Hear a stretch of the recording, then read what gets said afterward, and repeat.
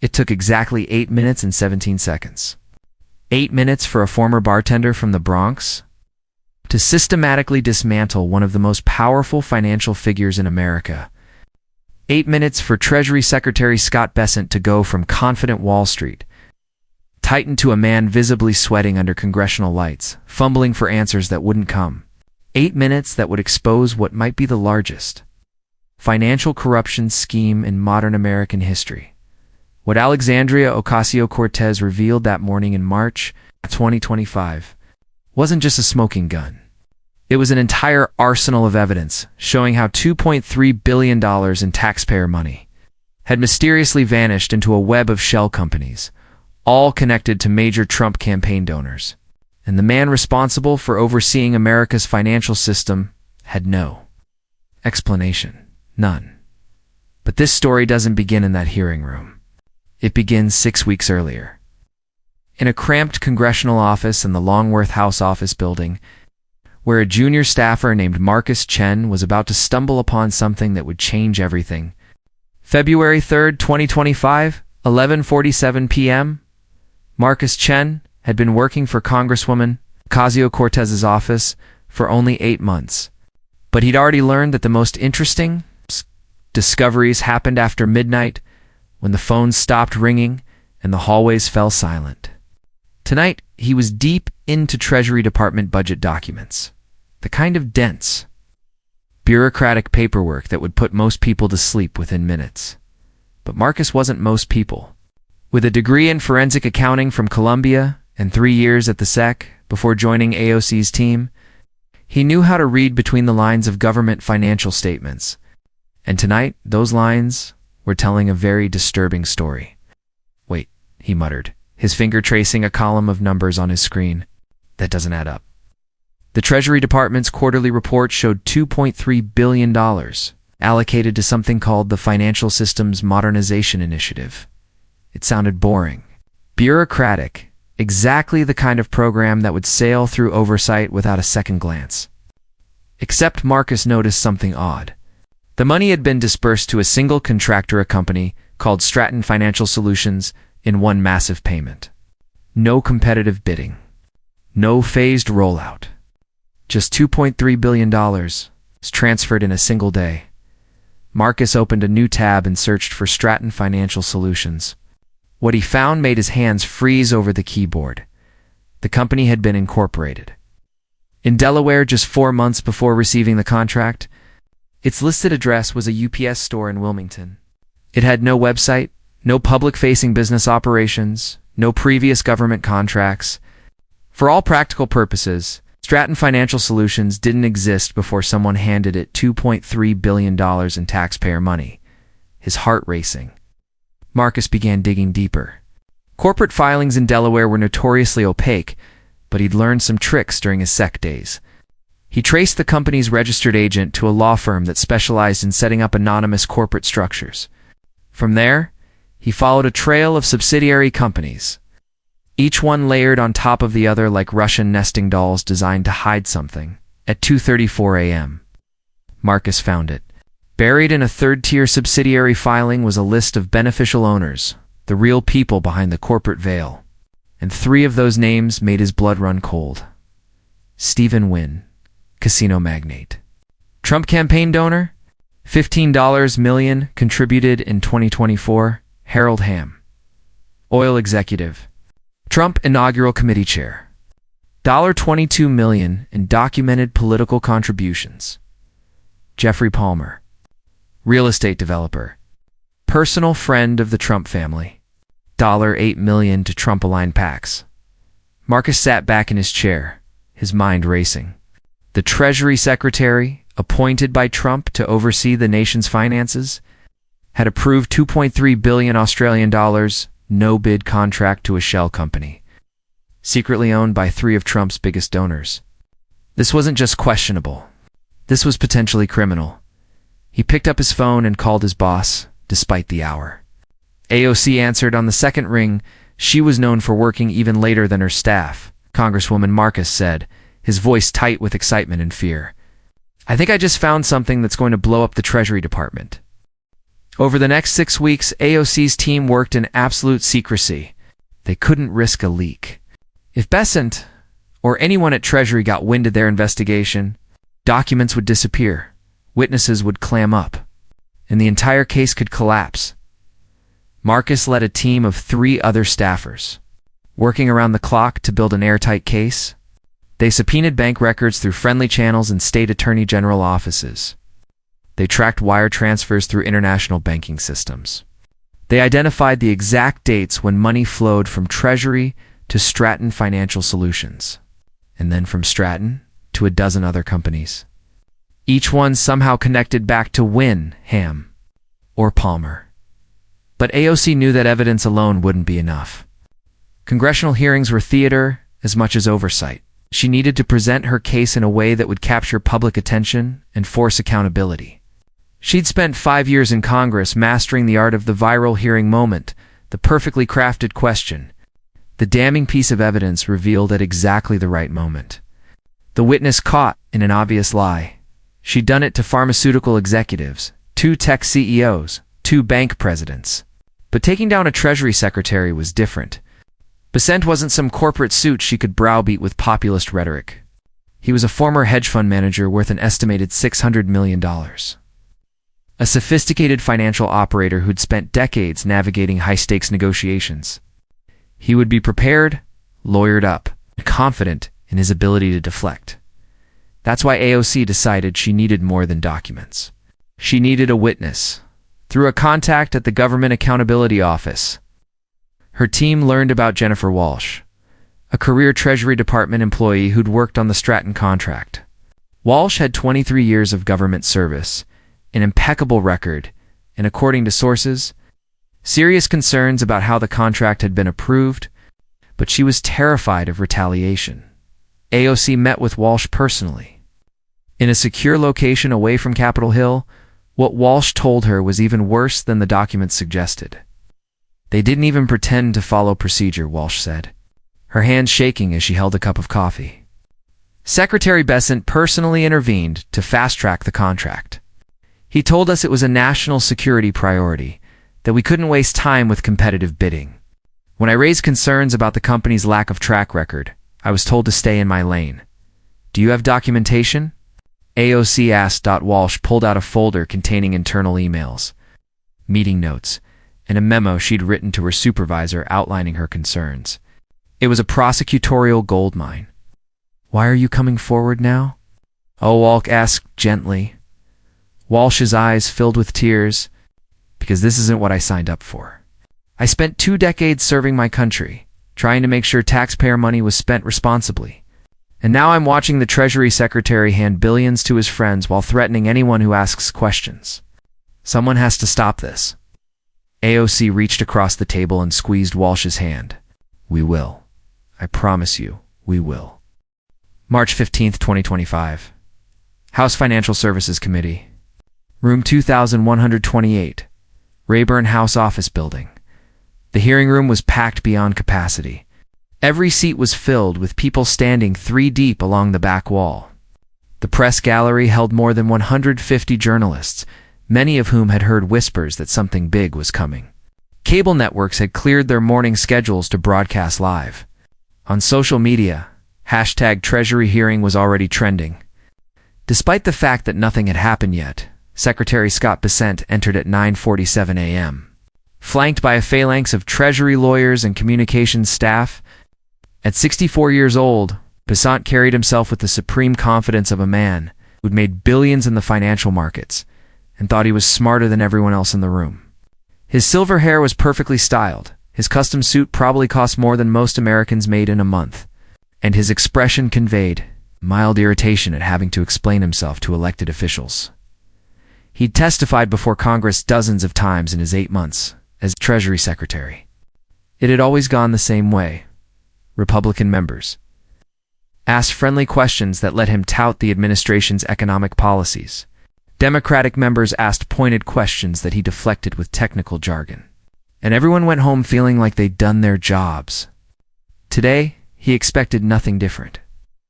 Auk sat 4 seats down from the committee chairman, quietly reviewing her notes. She'd requested 15 minutes of questioning time, double the normal allotment, citing the complexity of the financial issues she planned to address. The chairman, a moderate Democrat who was often skeptical of AOC's confrontational style, had agreed after her staff briefed him on what they'd found. The first hour of the hearing proceeded exactly as expected. Republican members praised Bessent's leadership and asked him to explain how the administration's policies were strengthening the economy. Bessent delivered smooth, confident answers filled with statistics about GDP growth and stock market performance. Democratic members asked about banking regulations and cryptocurrency oversight.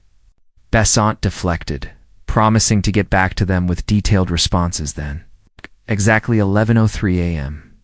Committee Chairman Frank Waters called on Representative Ocasio-Cortez.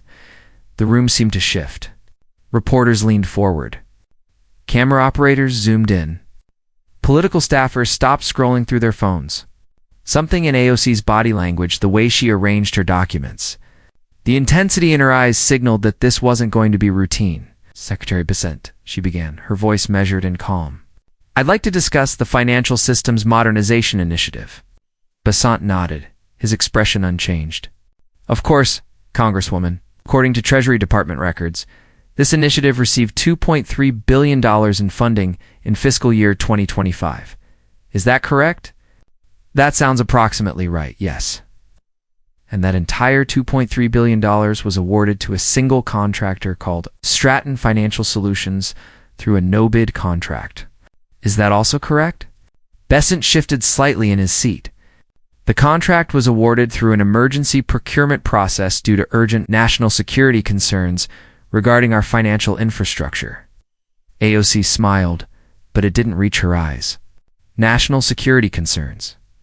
Interesting. Can you tell this committee what specific threats justified bypassing competitive bidding and handing $2.3 billion to a single company?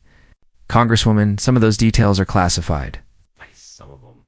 But not all of them. So please, share what you can with the American people whose money you spent. Bessent cleared his throat. Our financial systems face constant cyber threats from hostile foreign actors. The Modernization Initiative was designed to rapidly upgrade our defenses against these threats. Rapidly upgrade, AOC repeated as if tasting the words. Secretary Bessent, how did you select Stratton Financial Solutions for this urgent, critical work? They were recommended by our cybersecurity team as having the necessary expertise. AOC pulled out a document and held it up. I have the incorporation papers for Stratton Financial Solutions right here. According to Delaware state records, this company was created on September 3, 2024. Treasury Department awarded them a $2.30 billion contract on January 7, 2025. That's for months after the company was created. For months, the room erupted in whispers. Bessent's jaw tightened slightly, but his voice remained steady. The age of a company doesn't necessarily reflect its capabilities. Many startups bring innovative solutions. Startups, AOC interrupted, her voice rising. Secretary Bessent, are you seriously telling this committee that you awarded $2.3 billion? That's billion? It's billion? With a B2, a 4-month-old startup with zero track record, zero government contracts, and a listed address that turned out to be a UPS store? The whispers turned into gasps. Bessent's face flushed slightly. Congresswoman, you're mischaracterizing, am I? AOC's voice cut like a scalpel. Let me read you Stratton Financial Solutions business address from their incorporation papers. 1201 North Orange Street, Wilmington, Delaware. Does that sound like a sophisticated cybersecurity firm to you? Because I looked it up, and it's a commercial mailbox facility that rents space to thousands of shell companies. Bessent leaned forward, his composure cracking. The company's principals have extensive experience in the field. Let's talk about those principals. Pulled out another document. It took some digging because Stratton Financial Solutions is structured as an anonymous Delaware LLC, specifically designed to hide the identity of its owners. But eventually, we found them. She paused, letting the tension build. Every camera in the room was locked on her face. The beneficial owners of Stratton Financial Solutions are Stephen Wynn, Harold Hamm, and Jeffrey Palmer. Do those names ring a bell, Secretary Bessent? Bessent's face went pale. I'm not familiar with the company's ownership structure. You're not familiar? AOC's voice dripped with incredulity. You gave them $2.3 billion and you don't know who owns the company? Or maybe you know exactly who owns it, and that's why they got the money. She held up 3 more documents, fanning them out like playing cards. Stephen Wynn, Trump campaign donor. Sherwoo million. Harold Hamm, Trump inaugural chair. R million. Jeffrey Palmer, personal friend of the Trump family. Ba million. Combined, these 3 men gave more than $45 million to elect Donald Trump and support his political operation. And then, mysteriously, they received $2.3 billion in taxpayer money from the Treasury Department you control. The hearing room exploded. Reporters were frantically typing. Congressional staffers were texting their bosses. The committee chairman was banging his gavel, trying to restore order. But the chaos was overwhelming. Bessent tried to respond, his voice barely audible over the commotion. Congresswoman, I had no knowledge of the company's ownership. No knowledge? AOC shot back. Secretary Bessent, according to documents obtained by this office, you personally intervened to fast-track this contract. You personally waived the normal competitive bidding process. You personally signed off on classifying the contract details to prevent congressional oversight. And now you're telling us you had no idea who was getting the money? She pulled out another document, this one with red classification markings. This is an internal Treasury Department memo from Jennifer Walsh, a career civil servant with 23 years of service. In it, she expresses serious concerns about the Stratton contract, concerns about the lack of competitive bidding, concerns about the company's lack of track record, concerns about potential conflicts of interest. And do you know what happened when she raised these concerns? Bessent sat frozen, his mouth slightly open but no words coming out. She was told to stay in her lane, AOC continued, her voice now carrying righteous fury. She was told that you, Secretary Bessent, had personally approved the contract and that no further questions would be tolerated. She was threatened with termination if she continued to raise concerns. Is that how we're doing oversight now? Threaten career employees who try to protect taxpayer money? I never threatened anyone, Bessent began weakly. But you did approve the contract. You did fast-track it. You did bypass every normal safeguard we have in place to prevent exactly this kind of corruption. AOC leaned back, letting the weight of her accusations sink in. Then she delivered the final blow. I have bank records showing that between January 15th and February 28th of this year, Stratton Financial Solutions distributed $847 million to 12 subsidiary companies. Those subsidiaries then made payments to over 30 different entities, consulting firms, law offices, real estate companies, investment funds. And here's the interesting part. When we trace the ownership of those entities, they all connected back to the same 3 men: Wynn, Hamm, and Palmer. She held up a chart, a visual representation of the money flow that looked like a spider web of corruption. You didn't just give $2.3 billion to Trump donors, Secretary Bessent. You gave them $2.3 billion that they're now laundering through a network of shell companies, enriching themselves with taxpayer money while doing absolutely nothing to modernize our financial systems. The silence that followed was deafening. Scott Bessent, the confident Wall Street titan who'd thought he could cruise through another congressional hearing, sat speechless. His lawyers were frantically passing him notes, but he wasn't reading them. His face had gone from pale to gray, and his hands, which had been calmly folded on the table, were now gripping the edge so hard his knuckles were white. AOC glanced at the clock. 11:11 a.m. 8 minutes and 17 seconds since she'd begun her questioning.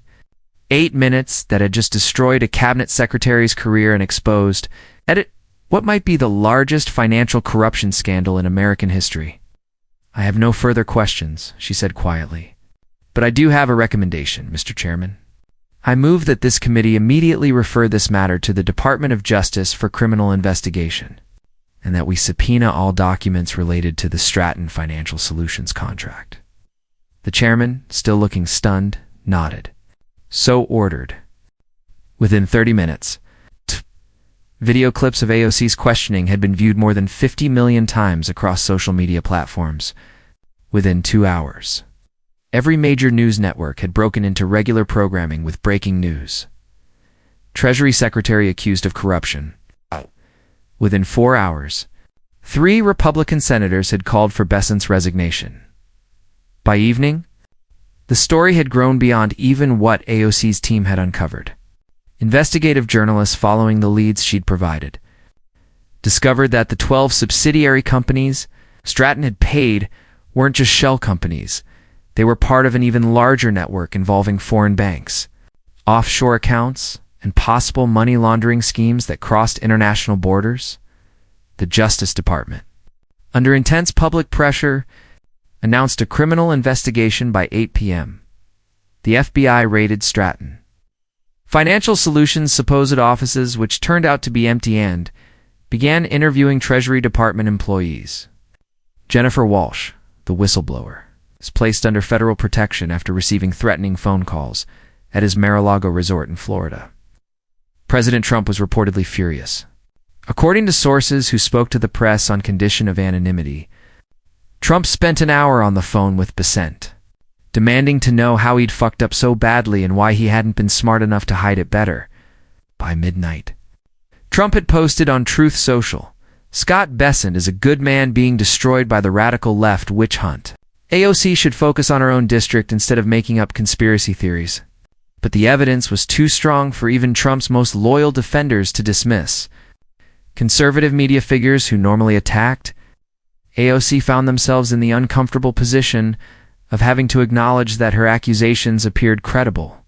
Fox News legal analysts confirmed that if the allegations were true, Bessent could face federal bribery and corruption charges, carrying potential prison sentences of up to 20 years. 3 days after the hearing, Scott Bessent submitted his resignation as Treasury Secretary. His letter blamed partisan attacks and politically motivated investigations, but everyone knew the truth. He'd been caught, exposed in 8 minutes of questioning by a congresswoman, half his age, whom he'd almost certainly underestimated. The criminal investigations continued for months. Federal prosecutors, armed with the evidence AOC's team had compiled, began building cases against not just Bessent, but also against Wynn, Hamm, Palmer, and more than a dozen other individuals involved in the scheme. Grand juries were convened. Witnesses were called.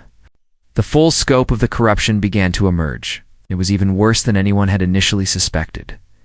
By June 2025, the first indictments were handed down.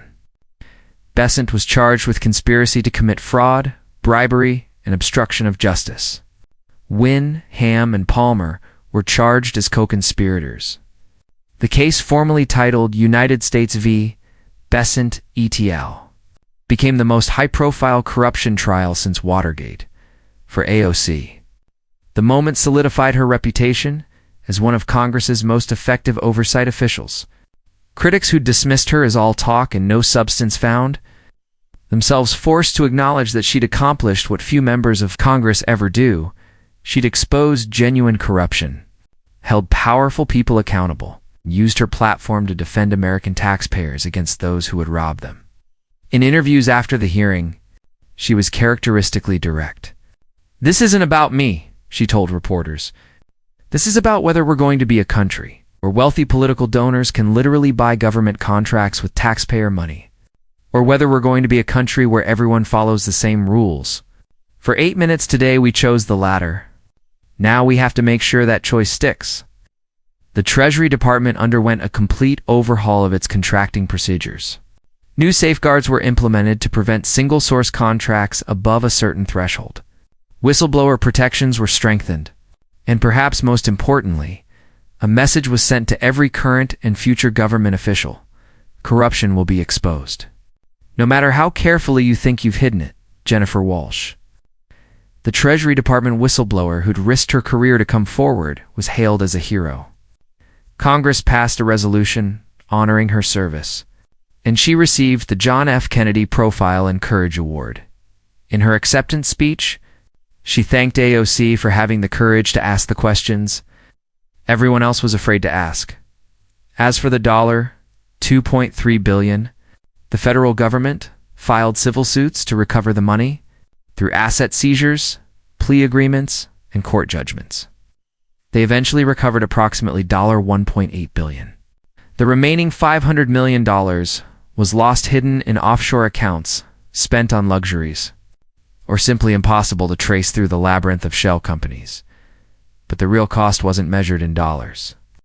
The real cost was to public trust, to the credibility of government institutions, to the belief that the system could police itself. And that's what made AOC's 8-minute demolition of Scott Bessent so important. It showed that accountability was still possible, that truth could still prevail, that a congresswoman armed with evidence and the courage to present it could still bring down the powerful in the annals of congressional oversight. The hearing would be remembered alongside other historic moments: the Army McCarthy hearings, the Watergate investigation, the Iran-Contra affair. It was a reminder that in America, at least theoretically, no one is above the law, not even a Treasury secretary, not even a cabinet member, not even the friends and donors of the President of the United States. All it took was 8 minutes and 17 seconds of brutal, methodical questioning. 8 minutes that changed everything.